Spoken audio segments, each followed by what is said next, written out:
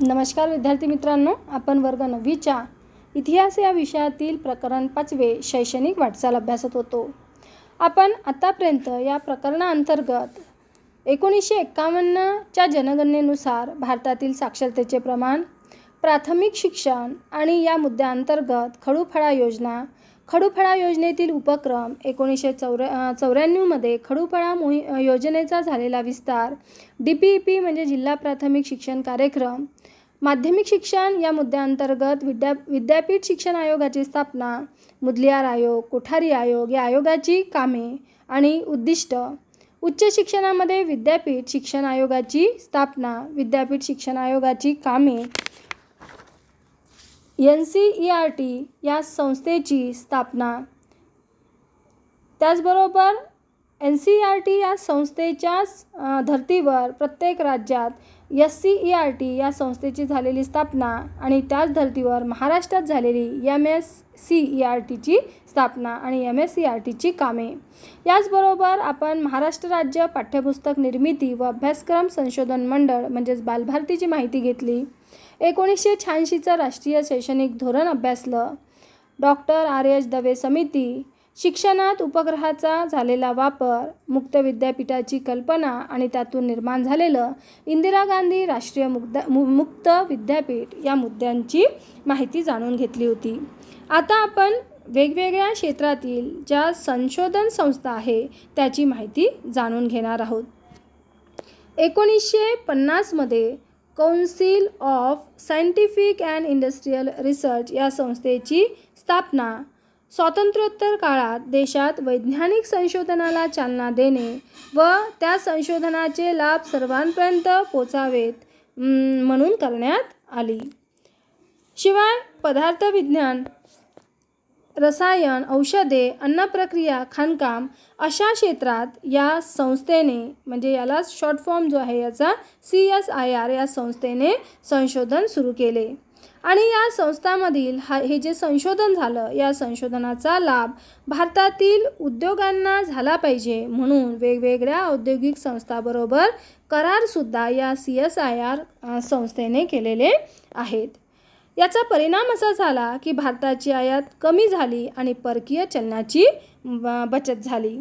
शिवाय या संस्थेने मूलभूत संशोधनाला चालना दिली आणि त्यामुळे उच्च शिक्षणासाठी परदेशात गेलेल्या विद्यार्थ्यांना भारतात परत येण्यासाठी या संस्थेच्या प्रयोगशाळांनी महत्त्वाची भूमिका बजावली. आता आपण council of scientific and industrial research म्हणजे CSIR या संस्थेची कामे अभ्यासणार आहोत. 1950 साली स्थापन झालेल्या या संस्थेचे कामं पुढील प्रमाणे आहे. एक म्हणजे मतदानाकरिता बोटाला लावण्यात येणारी शाई या संस्थेने तयार केली. हिवताप, हत्तीरोग, क्षयरोग यावर औषधे तयार केली. पाणी शुद्धीकरणाचं तंत्रज्ञान विकसित केलं. बांबू उत्पादनाच्या काळात घट केली.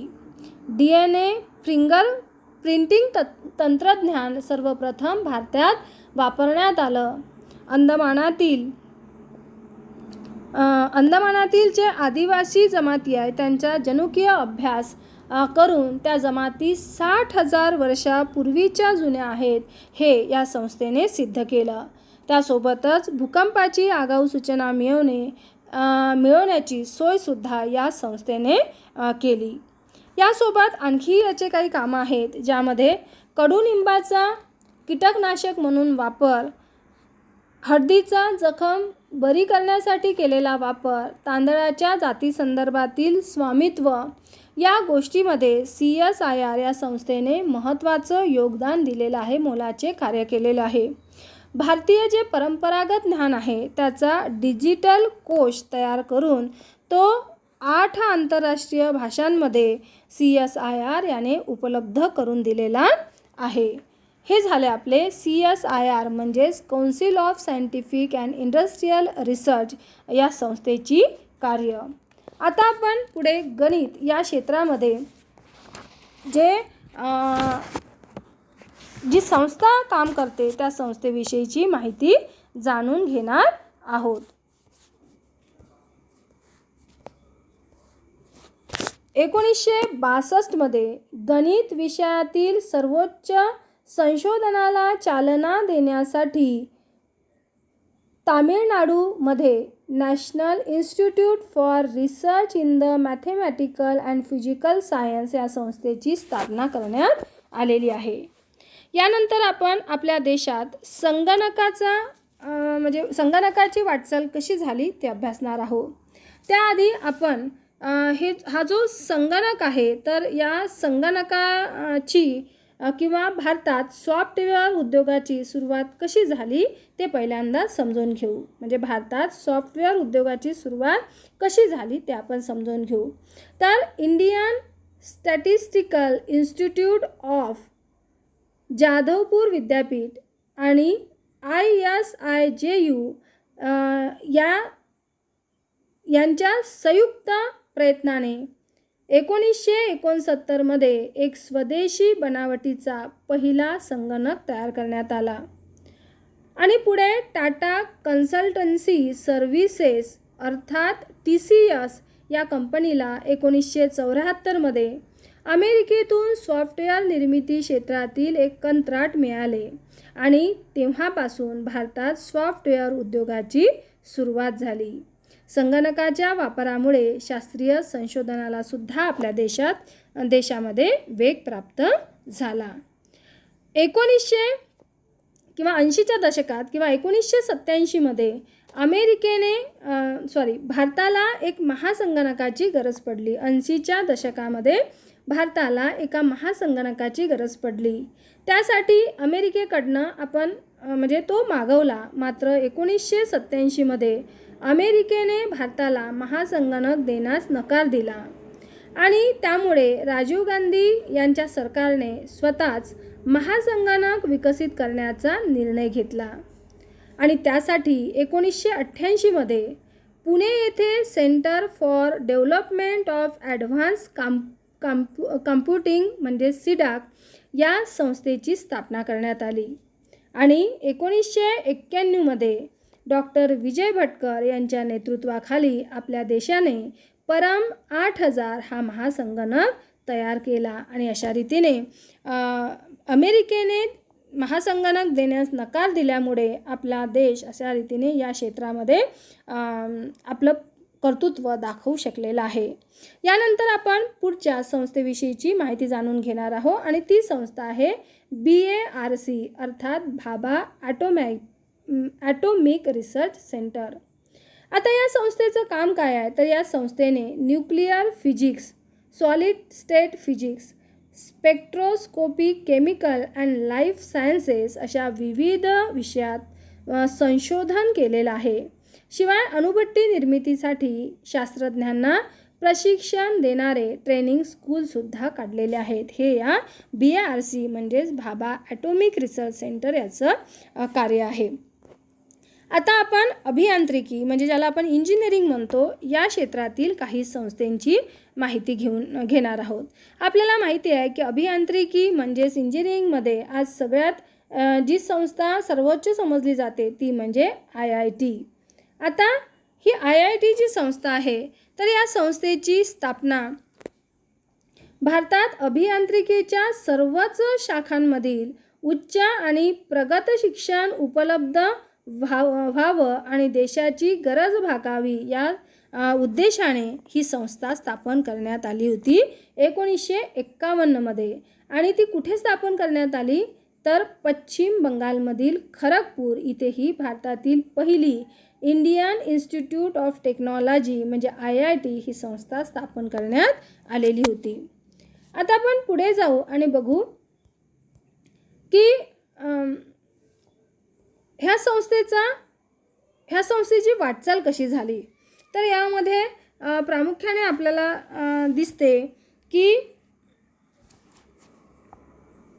म्हणजे या ही संस्थेचे जे कॉलेजेस आहे ते कुठे काढण्यात आले तर बघा प्रामुख्याने मुंबईतील पवई, चेन्नई, कानपूर, नंतर नवी दिल्ली येथील जी इंजिनिअरिंग कॉलेजेस होती म्हणजेच अभियांत्रिकी महाविद्यालय होती त्याचंच रूपांतर IIT मध्ये करण्यात आलं. आणि या संस्थांच्या उभारणीमध्ये आपल्याला सोव्हिएत युनियन, अमेरिका, जर्मनी आणि युनेस्को म्हणजे संयुक्त राष्ट्र संघटना यांनी मदत केली होती.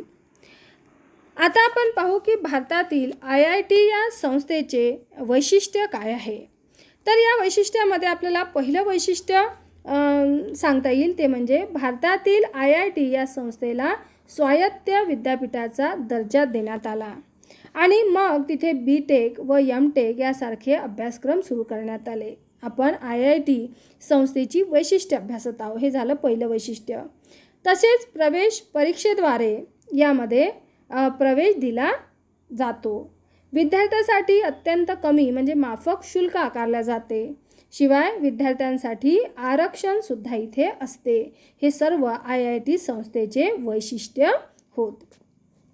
आता IITमधून शिकून तयार झालेले जे विद्यार्थी होते त्यांच्यामुळे मात्र आपल्या देशात ब्रेन ड्रेनची समस्या निर्माण झाली होती.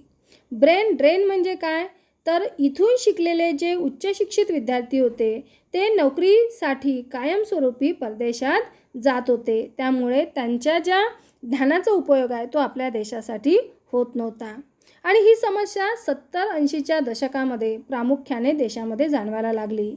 पण 1990मध्ये मात्र ही परिस्थिती बदलली. पुढे IITचे कॉलेजसुद्धा आपल्याला वाढलेली दिसतात. 1994मध्ये गुवाहाटी म्हणजे आसाम आणि 2001मध्ये रुरकी येथे IIT या संस्थेची स्थापना करण्यात आली. आज जर विचार केला तर देशभरात एकूण 23 IIT कॉलेजेस आहेत. आता IIT या संस्थेमधून मोठ्या प्रमाणात उच्च दर्जाचे इंजिनियर्स म्हणजेच अभियंते तयार होऊ लागले होते. परंतु त्यासोबत कुशल दर्जाचे व्यवस्थापकसुद्धा घडणे आवश्यक होते आणि त्यासाठी केंद्र व गुजरात राज्य सरकारने अहमदाबाद येथे IIM म्हणजेच इंडियन इन्स्टिट्यूट ऑफ मॅनेजमेंट या संस्थेची स्थापना केली. IIM या संस्थेकडनं ही जी संस्था आहे याचं कोलकाता, बंगलोर, लखनौ, कोझिकोडे, इंदूर आणि शिलाँग येथे Indian institute of management IIM या संस्था स्थापन करण्यात आलेल्या आहेत. अमेरिकेच्या हार्वर्ड बिझनेस स्कूल या संस्थेने या संस्थेच्या उभारणीत मदत म्हणजे IIM Indian institute of management या संस्थेच्या उभारणीमध्ये अमेरिकेच्या हार्वर्ड बिझनेस स्कूल या संस्थेने मदत केलेली आहे. आता आपल्याला इथे माहीत आहे का तुम्हाला हा एक भाग दिलेला आहे आणि यामध्ये आपल्याला आणखी एका संस्थेची माहिती दिलेली आहे. ती आहे film and television institute of India. ही संस्था प्रामुख्याने चित्रपट निर्मितीच्या संदर्भात काम करते. या संस्थेत चित्रपट निर्मिती संदर्भातील कोणत्याही पैलूबाबत पद्धतशीर शिक्षण दिले जाते. उदाहरणार्थ दिग्दर्शन, संकलन आणि अभिनय अशा चित्रपटाशी जोडलेल्या ज्या अनेक गोष्टी आहे त्याचं शास्त्रशुद्ध प्रशिक्षण देण्याची सोय या film and television institute of India म्हणजेच FTII या संस्थेमध्ये आहे. पुण्यातील जी प्रभात फिल्म कंपनी आहे ही अतिशय जुनी कंपनी आहे. याचा वारसा या संस्थेला मिळालेला आहे आणि आज ही संस्था जगभर प्रसिद्धी पावलेली आहे. अशी ही FTII म्हणजे film and television institute of India चित्रपटाच्या संदर्भात प्रशिक्षण देणारी ही संस्था आहे. आता आपण आणखी एका संस्थेची माहिती जाणून घेणार आहोत आणि ती आहे NID म्हणजेच नॅशनल इन्स्टिट्यूट ऑफ डिझाईन. 1961मध्ये अहमदाबाद येथे औद्योगिक आरेखन म्हणजेच इंडस्ट्रियल डिझायनिंग या विषयाचे शिक्षण देण्यासाठी या संस्थेची स्थापना करण्यात आली आणि ही संस्था प्रामुख्याने बेसिक डिझाईन, ग्राफिक डिझाईन, वस्तूचे डिझाईन, व्हिज्युअल कम्युनिकेशन यासारखे अभ्यासक्रम या संस्थेमध्ये शिकवले जातात. या संस्थेचे जर आपण विशेष पाहिले तर या संस्थेने आपला आकाशवाणी म्हणजेच ट्रान्झिस्टर किंवा रेडिओ, तसंच गणकयंत्र म्हणजे कॅल्क्युलेटर, ज्याच्याशिवाय आज आपलं भागत नाही, या वस्तूचे डिझाईन्स तयार केले होते आणि त्या डिझाईनवरून ही यंत्रे म्हणजे त्या पद्धतीने तयार करण्यात आली. यासोबत इंडियन एअरलाइन्सचं जे बोधचिन्ह आहे, तसंच स्टेट बँकेचं जे बोधचिन्ह आहे ते तयार करण्याचं कामसुद्धा NID या नॅशनल इन्स्टिट्यूट ऑफ डिझाईन या संस्थेने केलेलं आहे. यानंतरच्या ज्या संशोधन संस्था आहे, प्रामुख्याने वैद्यक क्षेत्र आणि कृषी क्षेत्र या 2 क्षेत्रातील ज्या संशोधन संस्था आहे त्या आपण पुढील व्हिडिओमध्ये समजून घेणार आहोत.